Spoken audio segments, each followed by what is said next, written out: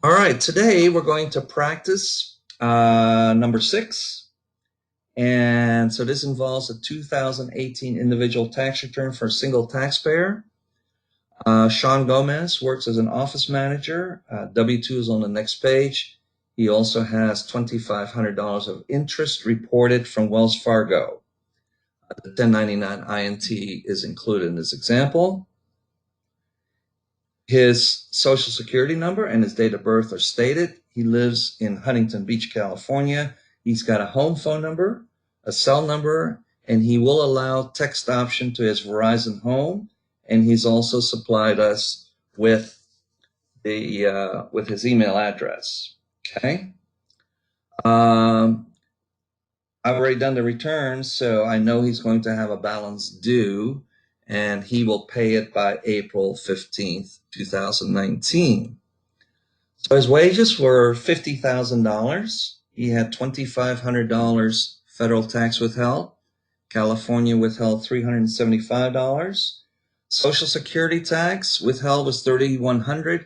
Keep in mind 6.2%. Okay. Medicare tax 1.45% or $725. He also had an interest statement from Wells Fargo for $2,500 of interest, and that means he probably has a lot of money in Wells Fargo Bank, okay, with present percentage being very low. They are located in Huntington Beach, California. All right, so let's go to screen number 1. Okay, so as you know, what we'll do is we add a new tax return, and I've already put the Social Security number, and I'll double check it with his W-2, and it's this here, and we say okay. And as you can see, I repracticed this, so all right.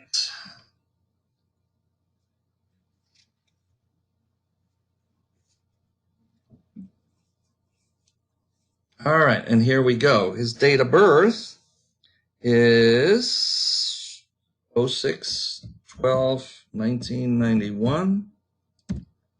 Okay, he's 27 years old. His name is Shaun. No middle initial. Gomez.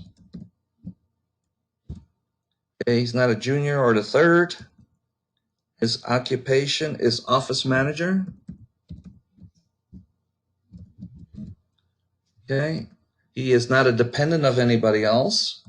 He is not blind, nor is he disabled. His home phone number is 714-588-3333. He wasn't given a phone number, but his cell number is 949-432-1200. His email address is Shaun1234@gmail.com. By the way, for those that are going to be texting and everything, make sure that you have a Gmail account. I don't know if you read that in the first 5 chapters, but you must have a Gmail account. Okay.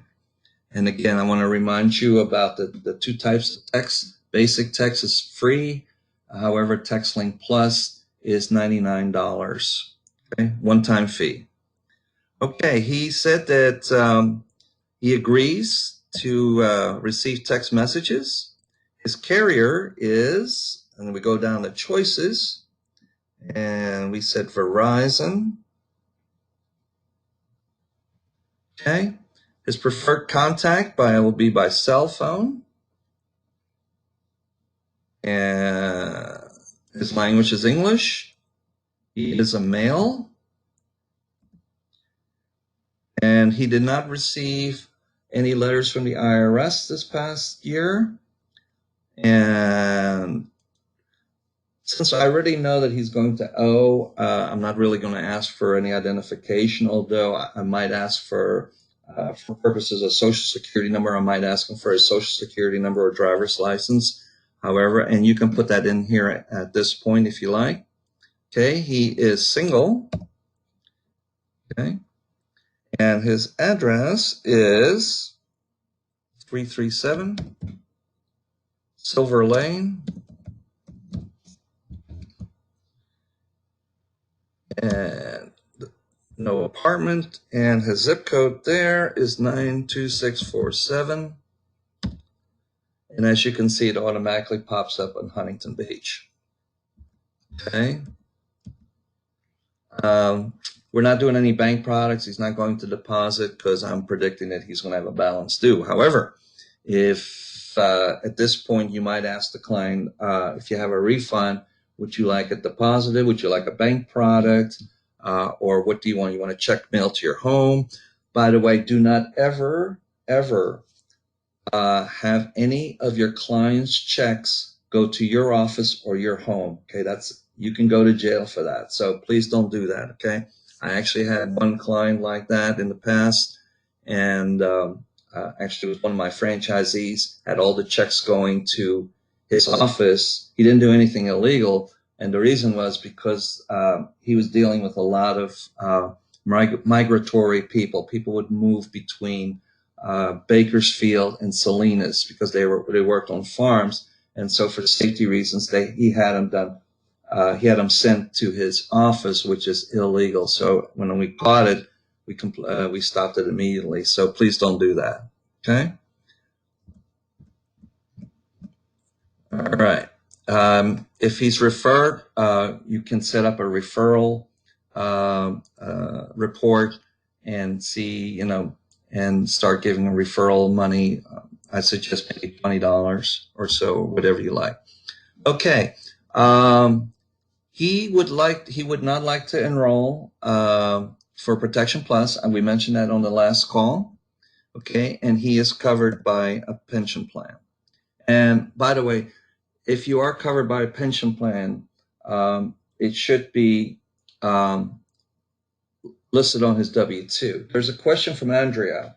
Where should the checks go in that case? The checks have to go to their home, basically, whether it's a P.O. box or their home. If they want to give a home an address of their sister or whatever, that's their problem. That's not their problem, but it's theirs. That's fine with the IRS. But it cannot go to your office, your home, and it has to go to somewhere where they authorize it to go. There are a lot of people that live in hotels, things like that. So make sure that the checks go. And this will only happen infrequently where you have somebody who really doesn't have an address. Most people, I'd say 99% of your clients, 99.9% probably will have an address of some sort. Okay? All right. He did not have any children. So now we're going to go ahead and put his W-2. So we're going to add a form. And we're going to add the W-2. Okay. And his employer's ID number.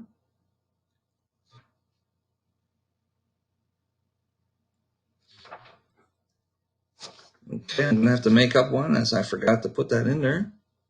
And there's his employer's ID number. And as you can see, that was for, let me change one number on here. Otherwise,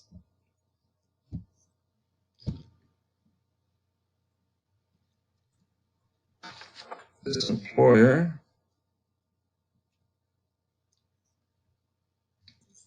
We'll continue to go ahead and use this, but make sure that the EIN reflects the business, okay? And his wages were $50,000.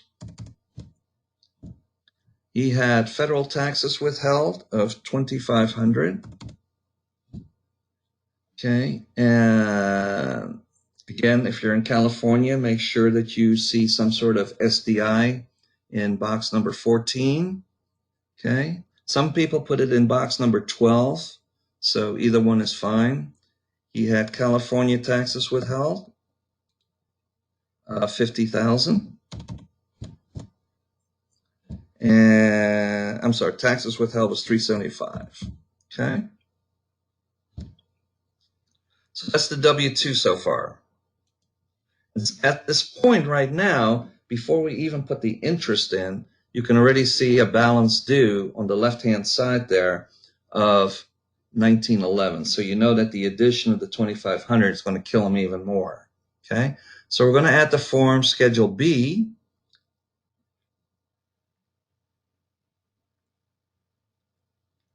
Okay, and he went Wells Fargo.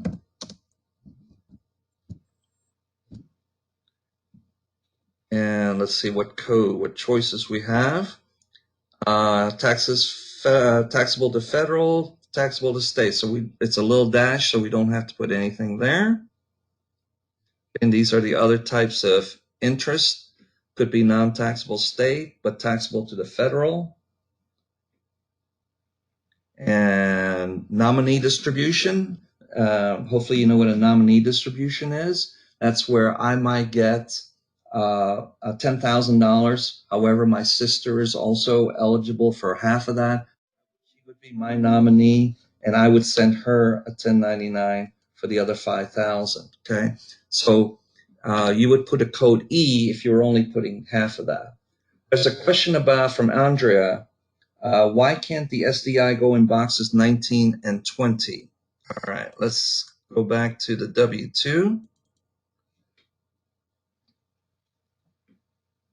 This is for local taxes. Okay, box 19 and 20 are local taxes. For instance, in New York, they have a New York City tax. Philadelphia has a Philadelphia City tax.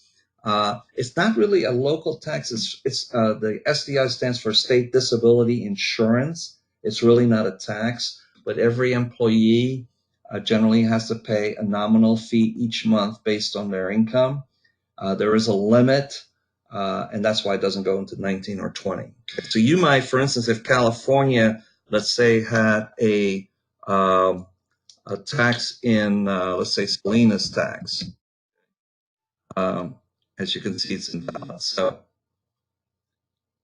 local wages would be $50,000. Let's say they might take $123, and the locality might be a Salinas tax. Okay, something like that. That's what the 19 and 20 are for. All right, so back to the Schedule B. Ooh, my Schedule B disappeared, so I have to do that again. Okay, there's Wells Fargo, no code needed, and he paid, or he received $2,500. Okay, so there's no other interest, no dividends, and let's refresh. And as you can see, look at the balance due on the left-hand side now. Okay, it went up from 1911 to 2405. All right, let's see what else. It looks like he has an underpayment of penalty.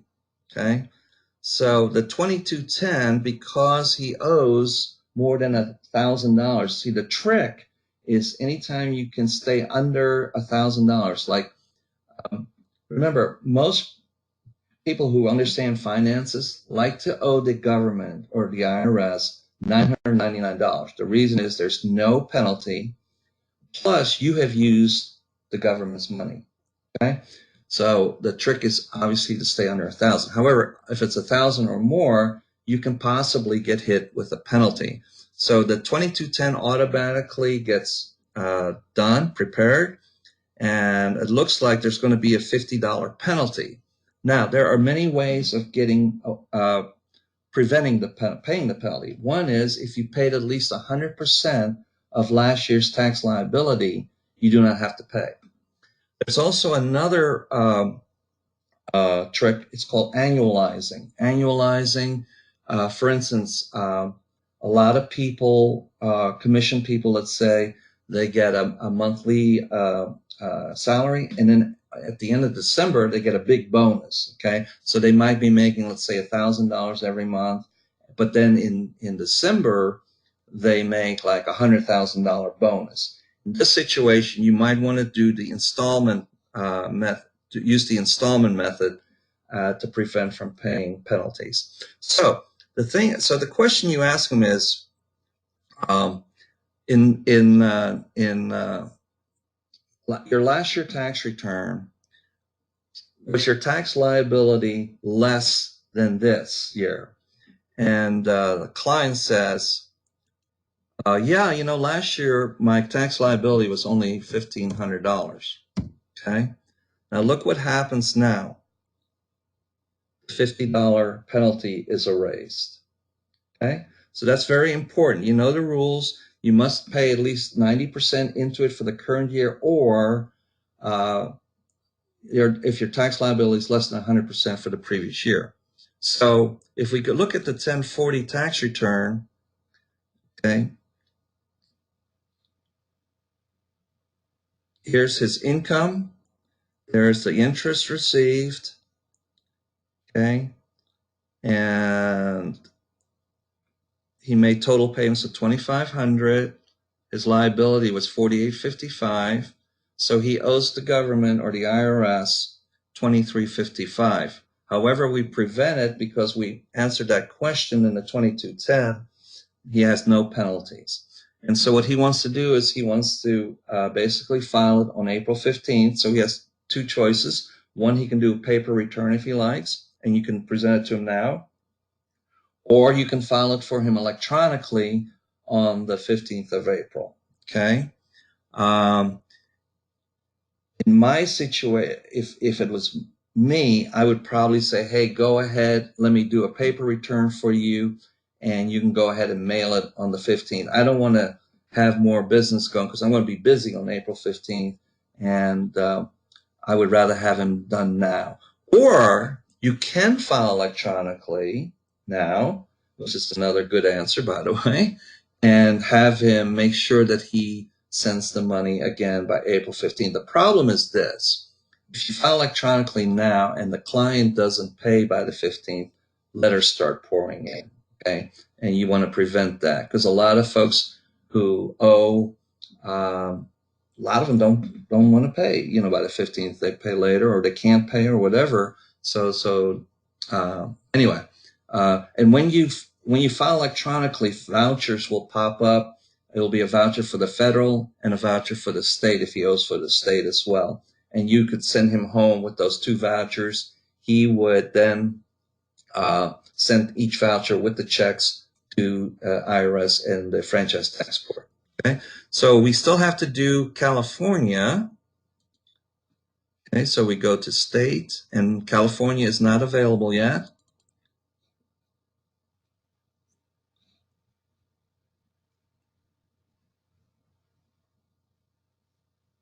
Okay, and here's the 540. And as you can see, it's not released yet.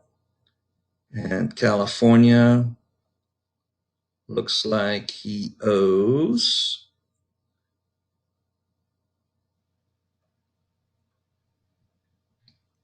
$1,433. Okay. Now, one thing I wanted to mention about California, a lot of folks who rent, there is a renter's credit available. Become familiar with that. Become familiar, I believe most of you are from California. Be sure you become very familiar with the California state tax, especially the adjustments. Okay, we're going to be talking more about adjustments next week. Okay.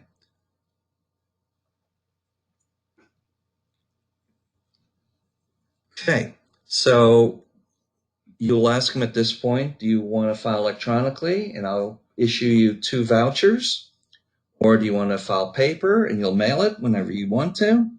Or do you want to come back? Obviously, the best thing was electronic. Give him the vouchers and tell him to make sure that he makes his payments by April 15th. Okay? And of course, don't forget to verify again because my software is not up to date yet, nor, a lot of things are not up to date yet. By the way, another thing I want to mention, so anyway, all these warnings and stuff, but another thing I want to mention, anytime that, let me close this, I want to show you something. Okay, anytime you call tech support or tax support, always know your user ID number, which is in the left-hand side at the top. Know what year you are in, tax year. The tax year is 2018, and the version. Okay, I updated this morning. There's a new version 10 that's available. Make sure that you're always up to date. My advice is that over the next 30 days or so, you probably want to update it daily because states are coming on board. The federal is coming on, getting changed constantly. Believe it or not, there's still some changes to be made this year. Okay. So make sure that you have those numbers. Several times people will call you and they say, I'm having a problem. This doesn't look right. And then I look at their tax year version. It's 2017 or 16. Okay. So make sure that you have obviously the current year and the current version always available.